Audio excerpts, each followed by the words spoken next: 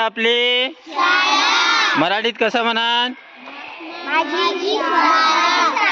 बरं, ही आपली शाळा आहे. हे झालं मराठीत. आता याला इंग्लिश मध्ये कसं म्हणाल तुम्ही?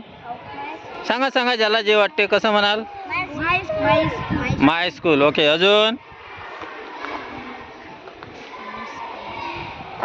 नाही म्हणा. This is my school.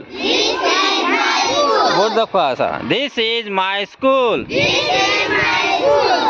5 वेळा म्हणा.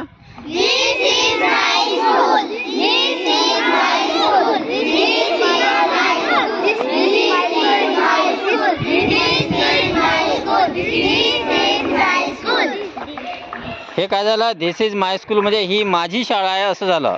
आता म्हणायचं आहे आपली शाळा आहे. ही आपली शाळा आहे. आपली. माझीच्या ऐवजी काय म्हणायचं आपल्याला? आपली. मग त्यासाठी कोणता शब्द वापरू आपण? माय नाही वापरायचा, आता अवर म्हणायचं. मग पूर्ण वाक्य कसं म्हणाल? This is our school.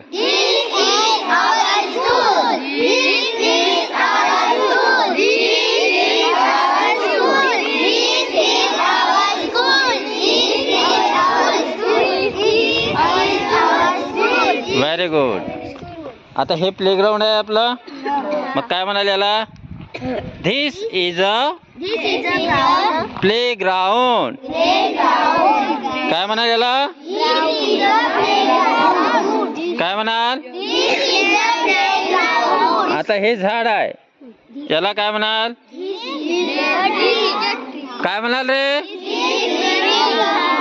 झाड नाही म्हणाल. धिस इज अ झाड का? काय म्हणाल?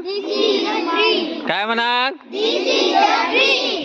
आता ते झाड आपल्या जवळ नाही आहे ना, ते दूर आहे.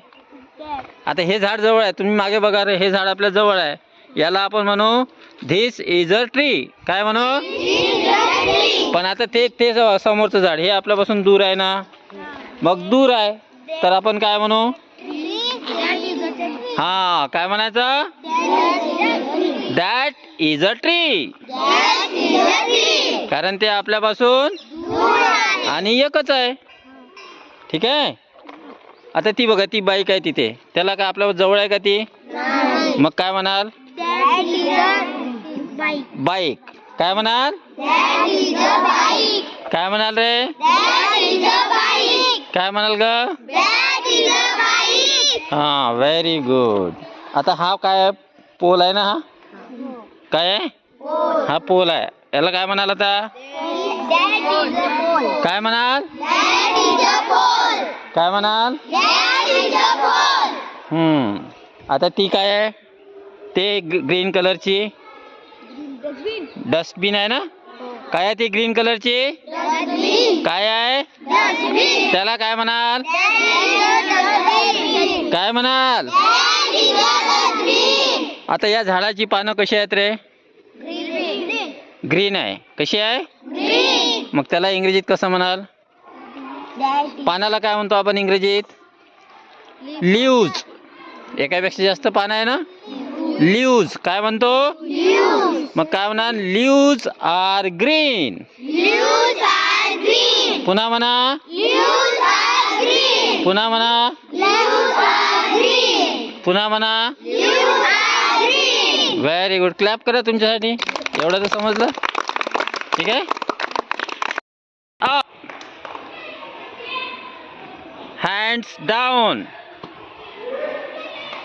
Turn left. Turn right. Turn back. Turn back. Turn right. Turn left. Jump. Jump. Sit down.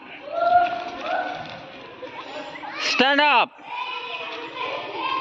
Join your hands. Join your hands. Straight your hands. Hands down.